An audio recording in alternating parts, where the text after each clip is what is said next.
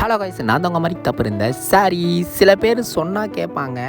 ஆனால் சில பேர்லாம் சொன்னாலும் சரி, புரிய வச்சாலும் சரி, அவங்க கேட்கவே மாட்டுறாங்க. என்ன ப்ரோ அப்படி சொன்னீங்க, கொஞ்சம் தான் சொல்லுங்களேன் அப்படின்னு கேட்டிங்கன்னா, பீட்டா ப்ரீடிங் வரதுக்கு முன்னாடி உங்கள் கையில் இந்த ஃபுட்டெல்லாம் கையில் வச்சுக்கிட்டு அதுக்கப்புறம் ப்ரீடு விடுங்க அப்படின்னு நம்ம கற்றுன்னு கத்திக்கிட்டு இருந்தாலும் சில பேர்லாம் கேட்க மாட்டுறாங்க.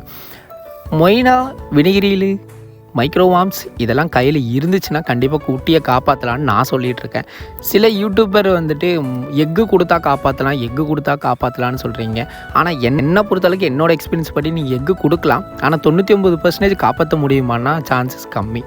ஏன்னா நானும் எக்ஸ்பீரியன்ஸ் அதில் இருக்குது, கொஞ்சம் இருக்குது. அதுதான் நான் தெளிவாக உங்களுக்கு புரிய வைக்கிறதுக்காக தான் இந்த வீடியோ போடுறேன். நம்ம வீடியோவை ஸ்கிப் பண்ணாமல் பாருங்கள். எக்கு போடும்போது பார்த்திங்கன்னா தண்ணியோட அந்த கலங்களாக ஒரு கொலன்னு ஒரு மாதிரி ஆகிடும், ஸ்மெல்லு வரும். அதுலேயே வந்து இன்ஃபெக்ஷன் வந்து குட்டிங்களுக்கு அது மேலே வந்துட்டு ஒரு பாசி மாதிரி உருவாகி